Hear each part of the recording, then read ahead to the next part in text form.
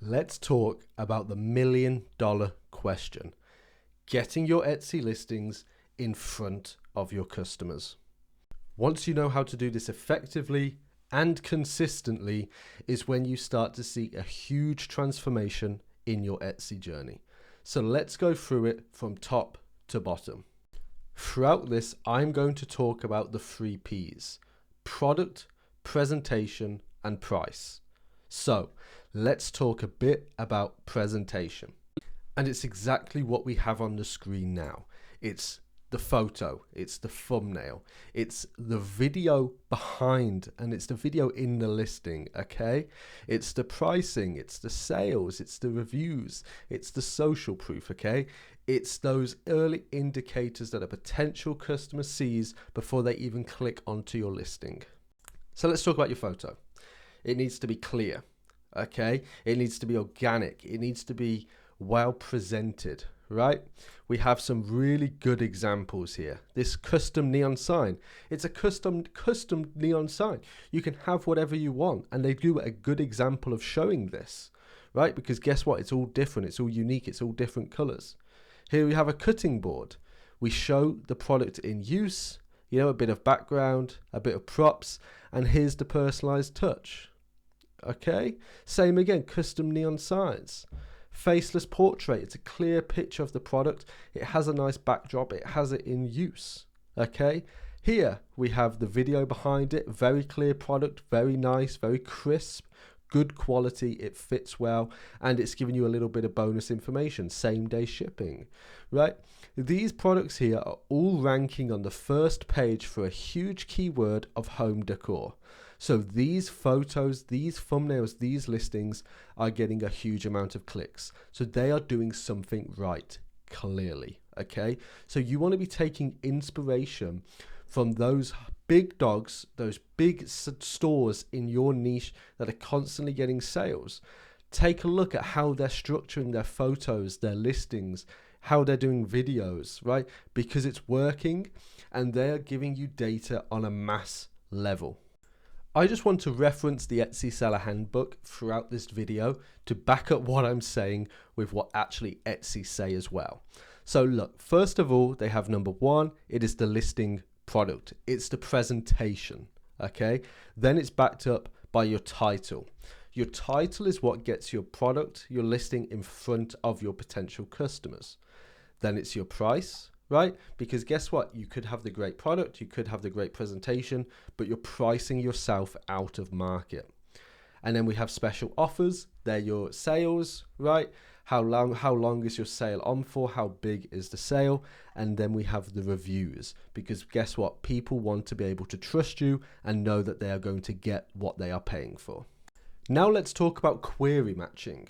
Okay, query matching is where you are going to use search terms and phrases that people commonly use to find your products throughout your listing. Okay, so a query is what people are searching on the platform, what people are searching on Google, Pinterest, wherever. Okay, so an example of a query is glass whiskey tumbler for him.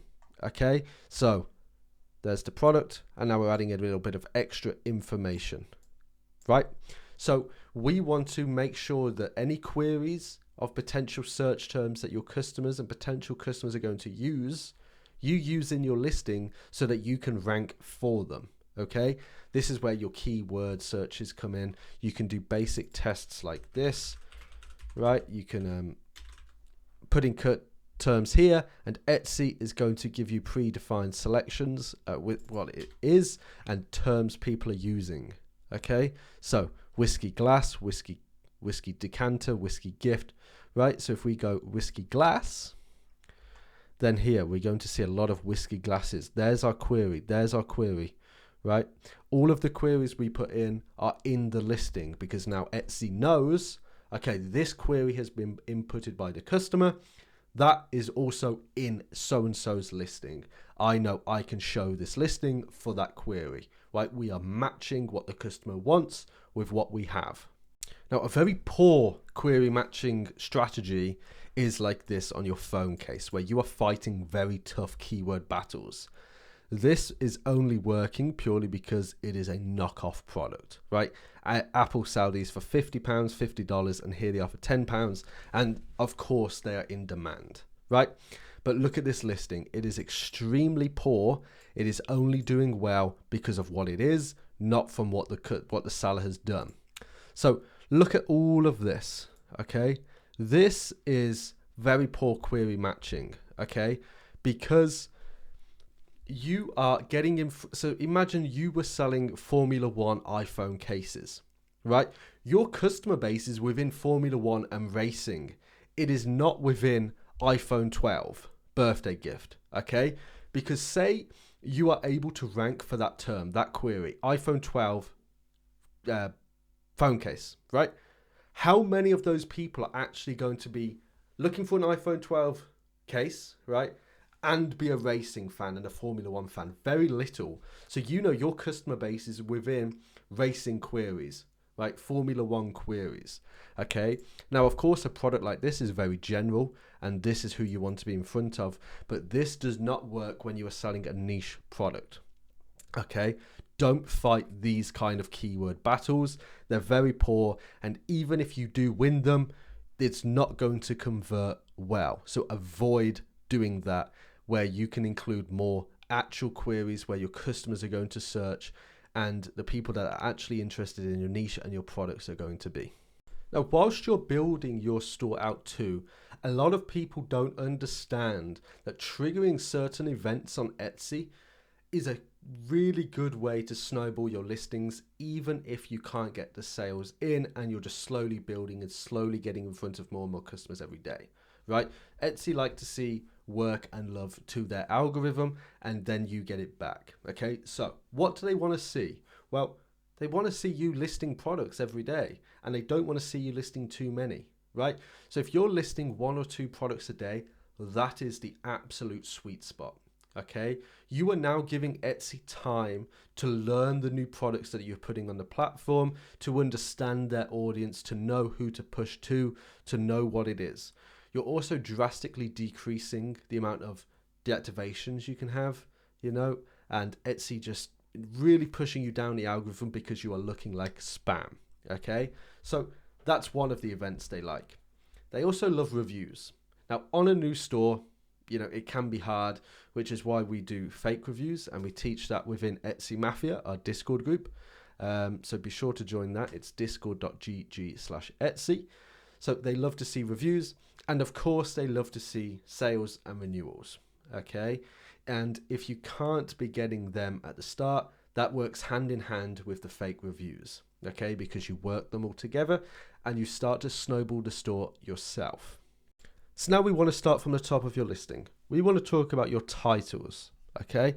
Now, show me what these 2 popular titles have in common, right?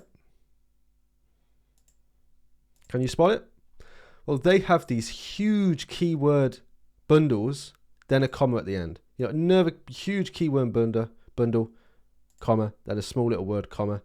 Then they are trying to maximize their space, okay? If you look at the Etsy Seller Handbook, Etsy will say that they like commas in titles, okay? However, it's a game, okay, of a balancing act of, yes, you want a comma or 2 in your title, but you also want to maximize the space you have. And well, how do you maximize the space? Let's look at this one. So we have personalized cutting board. That's a keyword. Then we have cutting board, and then we have cutting board wedding gift, right? Then we have bamboo charcuterie board, bamboo charcuterie, right? So we have different terms for it. And you'll also see that, look, these words can match with what's before and what's after and all as one, right? So it's all working together, right? Commas break the keyword. So this is a keyword all the way up to the comma, okay? And every word before it is a keyword, and every combination is its own keyword too, okay? So, you know, we have unique Valentine's Day gift. We also have Valentine's Day gift. We also have Valentine's Day. We have unique Valentine's Day gift, right? We have all these loads of combinations of titles which are not too spammy, right? But they all work hand in hand. So you have to look at your titles and you have to think, am I using keywords correctly? Am I using them well? And are they able to work with the other keywords around it? So if we look at the Etsy Seller Handbook here are what it says for titles. Focus on writing short, clear, descriptive titles that make it easier for shoppers who are scanning a busy search result page to see what you're selling. And that's what you do here. This first keyword is the product name, well described. It's a personalized cutting board.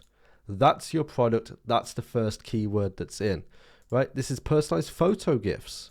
Okay, so these are all working and leading with a description and a describing keyword of what the product actually is. And now if we scroll down here, we will see that they talk about the use of commas in order to break up your titles and make it more descriptive and human. Now let's talk about your pricing. Okay, let's talk about your pricing structure and some little tips that you can do in order to make your pricing look more appealing to your customers. So we are going to look at this product here. Wow, £5.59 for all of this. That's amazing. Let me take a look. It's also worth noting that £5.59 plus is what it shows on the search results page, making it even more enticing. Okay, that is why this strategy works so well. So no one's paying £5.59 for this product. Okay, that is a very poor digital download they get. And we can see that here. Okay, a very small digital file. But look, they have products in here, £124.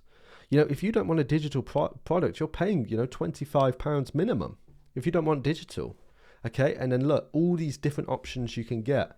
And it's kind of a game, right? Well, you know, I came in because I really like the digital file idea, but it would look really nice on a, you know, on a canvas. And it's like, well, I could pay a little bit more for a bit more.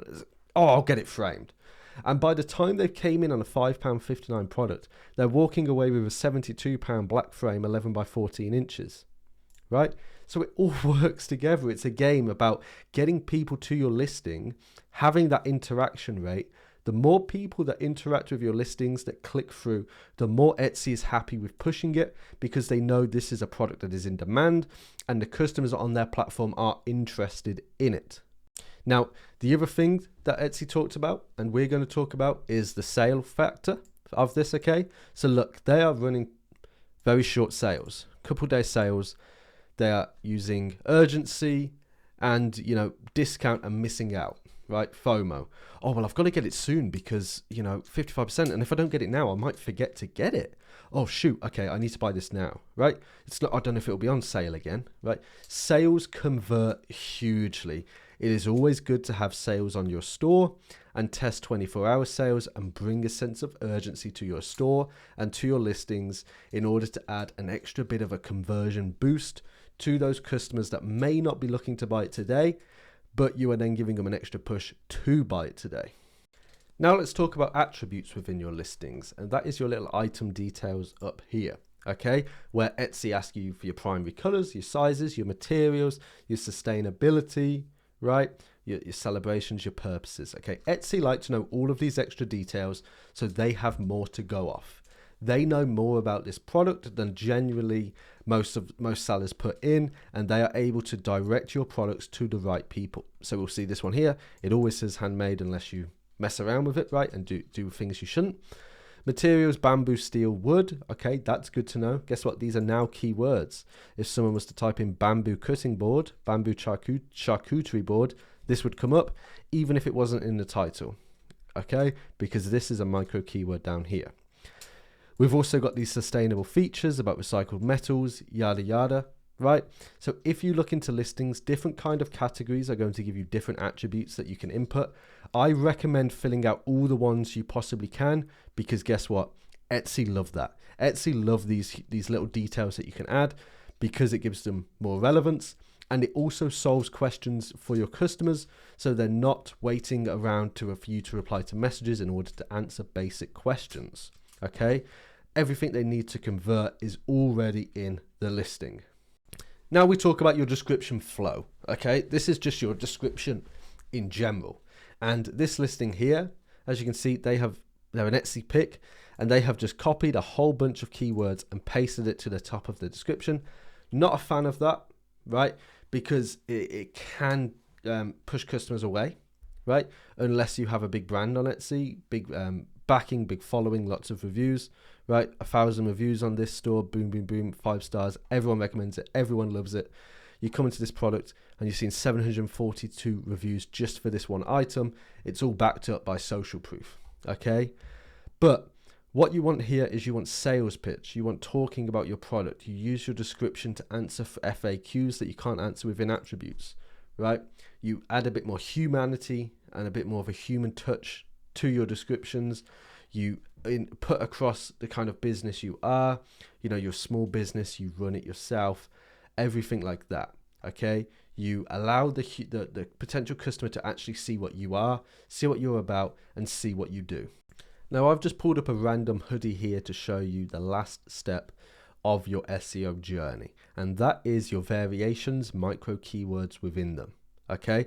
This is why when I mentioned earlier about the iPhone case and having those keywords in your title, it is useless, okay? Because if we come here, we see colors, we click it, we pre-select the colors Etsy give us, right? And okay, we can add our own, but then if you give white forest hoodie in, even though it's not in the title, it comes in a keyword because guess what? It's in your variations. Same with black, you know, sand, whatever, it all comes up. Now again, if we come back to this listing, the one that is spammed out their title, it looks awful and it's doing nothing for them, it's all in here, right? Every iPhone they want is already ranking. This listing is being ranked for because it's in this device section. This is just a waste of real estate. This could be potential keywords to get you in front of your actual customers, okay? Same again goes here for this. I'm not too sure why they have the numbers in front of it because that is really messing up their keywords. But again, this product is being sold purely because it is a knockoff, in demand, and a lot cheaper. Last but not least, we want to now talk about your listing tags, okay? So if I just move myself over here, we're going to see the tags for this listing. Okay, we got forest green hoodie, goblin core hoodie, dark green hoodie, cottage core hoodie, yada, yada. The mistake that this listing is making is they're using the word hoodie in every single tag. Once it's in one tag, it can be cross-referenced, okay? So we have forest green hoodie. If this tag here was just goblin core, it would be able to go goblin core and pull hoodie from here. It would be able to say goblin core, forest green hoodie, forest green, goblin core hoodie, right? They all work together. They are a team. Okay, so then you are now giving up so much more real estate that where you can include other words within your tags. Tags are great for reinforcing, sub keywords. Okay, so like here, this kind of niche, this kind of audience is where it is. You know, goblin core, cottage core, right? You know, nature, botanical, right? Retro floral, right? That's kind of where it wants to be, because if it's in goblin core, that type of crowd like this product. If it's in cottage core, that type of crowd like it. You know, plant, botanical, floral, that's what the product is, and that's the kind of audience that like it, right? You want to be making sure you are getting put in front of people that like the product for what it is, not purely because of how it is. Okay, so you know, I go back to the iPhone case example for that, right? You don't want to be in front of people, if you're selling a goblin core iPhone case, right? You don't want to be in front of the people that like iPhone cases because, you know, a very small amount of them will actually like goblin core. So you want to be in front of the goblin core crowd, right? That is your pure aim, and that is how you get sales and you build your audience, and Etsy starts to understand who to push your listings to anyway. Right, so that wraps up this video, guys. I hope it helps. I have tried to go from top to bottom and break down every step and show you what's poor and what's fantastic and what you need to be working on and how you can do that. You know, so if you like this video, smash that like button and be sure to subscribe. And if you want more Etsy information, join our community, join our Discord, as I mentioned earlier. It's discord.gg/Etsy. We have an amazing free resource and free course in there for everyone. We have private supplies for everyone, and we even have a free PL for everyone. So have a lovely week, have a lovely day, have a lovely morning, lovely evening, whatever it is for you. I hope you have the best day ever.